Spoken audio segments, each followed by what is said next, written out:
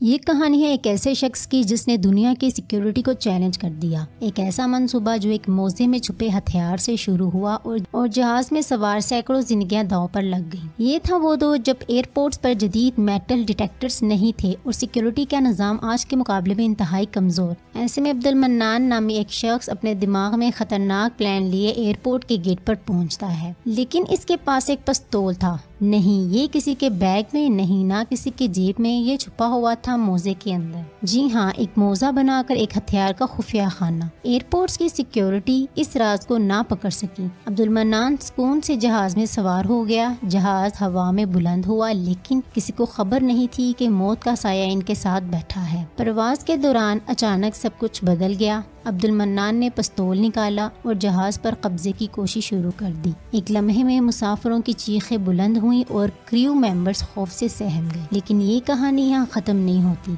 Abdul mannan के ख्वाब चकनाचूर हो गए। हाईजैकिंग नाकाम हुई और इसे गिरफ्तार करके 37 साल के लिए कैद कर दिया गया। 37 साल बाद अब्दुल मन्नान जेल से बाहर आया, लेकिन आज भी दुनिया ये सवाल पूछ रही है, वो मोजे में पिस्तौल कैसे छुपाया। ये कहानी हमेशा याद दिलाएगी कि एक लम्हे की गफलत सैकड़ों जानों के लिए मौत बन सकती है। अब्दुल मन्नान वो शख्स हैं जिनका नाम हालिया खबरों में उस वक्त आया जब इन्हें 37 साल कैद गुजारने के बाद रिहाई मिली। उन पर इल्जाम था कि उन्होंने 1986 में PIA के एक तैयारे को हाईजैक करने की कोशिश की थी। अब्दुल मन्नान ने जहाज को हाईजैक करने की कोशिश सियासी और नजरियाती वजूहात की बिना पर की थी। उस वक्त 1980 की दहाई पाकिस्तान और अफगानिस्तान के हालात इंतहाई कशीदा थे। अफगान जिहाद जारी था और मुख्तलिफ गिरोह अपने मुतालिबात मनवाने के लिए इंतहाई इकदाम उठाते थे। अब्दुल मन्नान का ताल्लुक एक ऐसे ग्रुप से था जो अपने सियासी कैदियों की रिहाई और हुकूमत पर दबाव डालना चाहता था। 80 की दहाई में सोवियत यूनियन के खिलाफ अफगान जिहाद जारी था और कई शिद्दत पसंद अनासर पाकिस्तान में सरगर्म थे। हाईजैकिंग को एक ऐसा हथियार समझा जाता था जिसे दुनिया की तवज्जो हासिल की जा सके। अब्दुल मन्नान और इनके साथी पाकिस्तान की पॉलिसियों से नाखुश थे और चाहते थे कि हुकूमत इनके मुतालबात माने। ये उस जमाने का वाक़या है जब हवाई अड्डों पर सिक्योरिटी इतनी सख्त नहीं थी जितनी आज के दौर में है। इस हाईजैकिंग की कोशिश के मरकजी किरदार अब्दुल मन्नान थे, जिन्हें हाल ही में रिहाई मिली है। उस वक्त एयरपोर्ट सिक्योरिटी के आलात आज की तरह जदीद नहीं थे और जिस्मानी स्कैनिंग भी महदूद थी। इसी वजह से अब्दुल मन्नान धात के हथियार के साथ जहाज में सवार होने में कामयाब हो गए।